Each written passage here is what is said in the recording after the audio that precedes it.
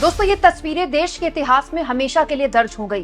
केंद्रीय गृह मंत्री अमित शाह ने आज वो बिल पेश किया जिसका इंडिया गठबंधन जबरदस्त विरोध कर रहा था और end of the day bill पेश होते होते कुछ इस तरह से केंद्रीय गृह मंत्री अमित शाह द्वारा पेश किए गए बिल के चीथड़े करके उन पर कुछ इस तरह से हवा में फेंके गए विपक्ष द्वारा। दोस्तों ये बिल आप जानते हैं, सुबह से कई खबरें इस बिल को लेकर मैं आपको दिखा चुकी हूँ। दरअसल आज 3 बिल पेश किए गए। उन तीनों बिलों के जरिए ये संविधान संशोधन बिल है बेसिकली। इसके जरिए सरकार एक बिल लाना चाहती है जिसके जरिए सरकार ये चाहती है जो मुख्यमंत्री हैं, जो मंत्री हैं और जो प्रधानमंत्री हैं उन पर कोई भी आरोप लगे और 30 दिन के लिए अगर उन्हें गिरफ्तार किया गया, उन्हें हिरासत में लिया गया, माफ कीजिएगा, उन्हें हिरासत में लिया गया तो उनको उनके पद से हटाया जा सकता है। इस पूरे मुद्दे को लेकर विपक्ष ने पहले ही कह दिया था कि अगर ये बिल आया तो हम बिल के चीथड़े उड़ाएंगे, कुर्सियां फेंकेंगे, हम इस बिल को पेश नहीं होने देंगे। हालांकि बिल जब पेश हुआ तो विपक्ष का यही आक्रामक रवैया देखने को मिला और कुछ इस तरह से अमित शाह के ऊपर उन्हीं के द्वारा पेश किए गए बिल फाड़े गए। लेकिन इस बीच बड़ी दिलचस्प तस्वीर तब देखने को मिली जब केसी वेणुगोपाल, कांग्रेस पार्टी के सांसद, ने अमित शाह को खुद उनके जेल जाने की याद दिला दी। संसद में केसी वेणुगोपाल ने अमित शाह से पूछा कि आज आप दूसरों की राजनीति में स्वच्छता की बात करते हैं, खुद भी आप जेल गए हैं। जब आप गुजरात के गृह मंत्री थे तब आपको इस राजनीति में स्वच्छता की याद नहीं आई। हालांकि खड़े होकर अमित शाह ने उनको कैसे जवाब दिया, जरा आप सुनिए इस तीखी नोक-झोंक को। Sir, this bill is to sabotage the federal system of this country. This bill is to sabotage the basic principle of the constitution of this country. Sir, BJP people are telling this bill is to bring morality in politics. Can I ask a question to the Honorable Home Minister? When he was the Home Minister of Gujarat,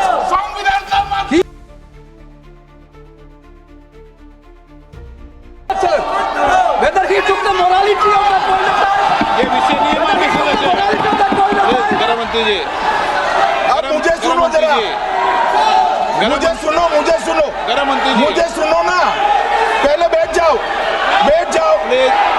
हाँ गृह मंत्री जी, माननीय अध्यक्ष जी, मैं record clear करना चाहता हूं। मुझ पर झूठे आरोप लगाए तब अरेस्ट होने के पहले मैंने नैतिकता के मूल्यों का हवाला देकर इस्तीफा भी दिया और जब तक मैं कोर्ट से निर्देश नहीं हुआ कोई संविधान पद मैंने स्वीकार नहीं किया। ये क्या सिखाते हैं नैतिकता में? मैं तो इस्तीफा देकर गया था और मैं तो चाहता हूं कि ये नैतिकता के मूल्य बढ़े। हम ऐसे निर्लज्ज नहीं हो सकते कि हम पर आरोप लगे और हम संवैधानिक पद पर रहें। अरेस्ट के पहले मैंने इस्तीफा दिया है। दोस्तों अमित शाह ने इस मामले में जवाब तो दे दिया, लेकिन इस मामले में वो जवाब नहीं दे पाए जब धर्मेंद्र यादव ने उनसे पूछा कि जिन लोगों के लिए चक्की पीसिंग करते थे महाराष्ट्र में, वो आपके डिप्टी सीएम बने हुए हैं। ये बात सच है दोस्तों कि इस वक्त देश की राजनीति में अगर सबसे बड़ी वॉशिंग मशीन है किसी के पास तो विपक्ष ये आरोप लगाता है कि वॉशिंग मशीन बीजेपी के पास है। तो बीजेपी क्या इस बिल के जरिए विपक्षी गठबंधन को पूरी तरह से नेस्तनाबूद करना चाहती है, विपक्षी पार्टियों की सरकारों को डेस्टेबलाइज करना चाहती है? इसको लेकर बहुत सी बातें हो चुकी हैं, वो मैं आगे भी करती रहूंगी, आपको कई और वीडियोस आगे भी मैं दिखाऊंगी। लेकिन इस बीच मैं चाहती हूँ दोस्तों कि आज मैं आपको बताऊं कि संसद के अंदर वो कौन सा सीन कैसे क्रिएट हुआ जब जो विपक्षी गठबंधन थे उनके सांसद केंद्रीय गृह मंत्री की कुर्सी तक आ गए। दोस्तों वीडियो में आप देखिए। दोस्तों हुआ क्या कि जब ये पूरा बिल पेश हुआ, दोस्तों बिल के विरोध में जो विरोध का बीड़ा उठाया वो पश्चिम बंगाल में टीएमसी के सांसद कल्याण बनर्जी ने उठाया और कल्याण बनर्जी घूम के जहां भी माइक था विपक्ष के सांसदों के पास, उनके माइक के पास जाकर खूब जोर से नारेबाजी करने लगे कि बंद करो, बिल पेश नहीं होने देंगे।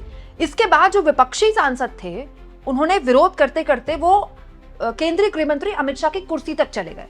दोस्तों इसके बाद केवल टीएमसी के सांसद नहीं थे, पूरा जो विपक्षी गठबंधन था वो जबरदस्त तरीके से विरोध कर रहा था, खूब हल्ला हुआ संसद में। जिसके बाद जब विपक्षी सांसद गृहमंत्री की कुर्सी तक पहुंचने लगे विरोध करते हुए इस बिल का, तो सत्ता पक्ष की तरफ से कुछ सांसदों ने मोर्चा संभाला, जैसे रवनीत बिट्टू, कमलेश पासवान, किरण रिजिजू जो कि संसदीय कार्य मंत्री हैं, सतीश गौतम। इन्होंने केंद्रीय गृह मंत्री अमित शाह के पास जितने भी एक एग्रेसिव हो रहे थे विपक्ष के सांसद, उनको एक तरह से कंट्रोल करने की कोशिश की। और इसके बाद जो कांग्रेस पार्टी के सांसद है केसी वेणुगोपाल, जिनके साथ अमित शाह की तीखी नोकझोंक हुई थी, उन्होंने सबसे पहले ये जो बिल है, बिल के चीथड़े किए और अमित शाह की तरफ फेंका, अमित शाह की तरफ हवा में उड़ाए। जब केसी वेणुगोपाल ने किया तो विपक्ष के जितने सांसद थे सबने उसका बिल को फाड़ा और उसके बाद हवा में उसको लहरा दिया, जिसके तुरंत बाद ओम बिरला ने संसद की कार्रवाई को स्थगित कर दिया। देखिए पूरा मामला। नाम निर्देशित किए जाने वाले इस सभा के 21 सदस्य और उपसभापति द्वारा नाम निर्देशित करने वाले 10 सदस्यों के मिलकर बनने वाले सभाओं की संयुक्त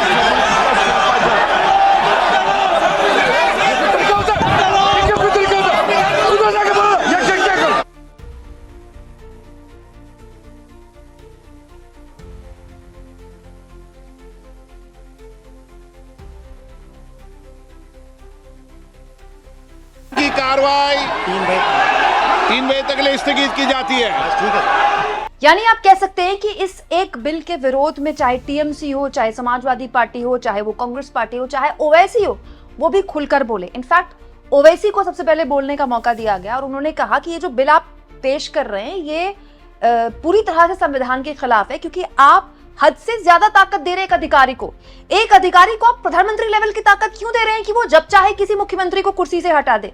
तो ये तो पूरे फेडरल स्ट्रक्चर के खिलाफ है। I stand to oppose the introduction of J&K Reorganization Amendment Bill 2025, Union Territories Amendment Bill 2025, and the Constitution 130 Amendment Bill 2025, sir.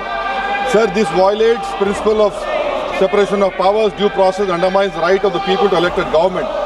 Sir, it gives executive agencies a free run to become judge and jury executioner based on flimsy allegations, suspicions, sir.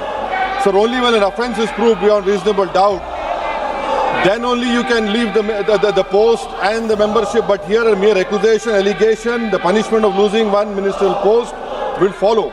Sir, parliament democracy's chief ministers and ministers can only be removed through true means. First, executive prime minister can recommend their removal if the second council of ministers lose confidence of the legislature. Now this bill would empower the unelected executive bureaucracy to play the role of legislature. Sir, it undermines representative parliament democracy. This amendment would leave the minister and CM at the mercy of executive agencies. The severity of the amendment is not only in the fact that one loses their position if they are arrested, but even if they are detained. Detention and administrative action doesn't require offence to be made. Sir, the Chief Minister will not be able to accountable people. I want to know from the Honourable Home Minister, as he read Article 74(1), which says that the Council of Ministers headed by the Prime Minister to aid and advise the President, who shall, in exercise of his function, act in accordance with such advice. Now, this bill clearly violates 74(1). Sir, this is the 1933 Gestapo when Gestapo was found in Germany.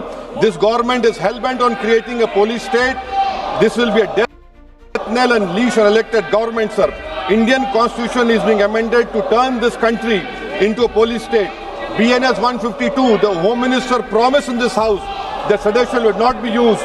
Section 316, Section 9 of BNS, PMLA Section 4, all these can be used to destabilize an elected government, sir.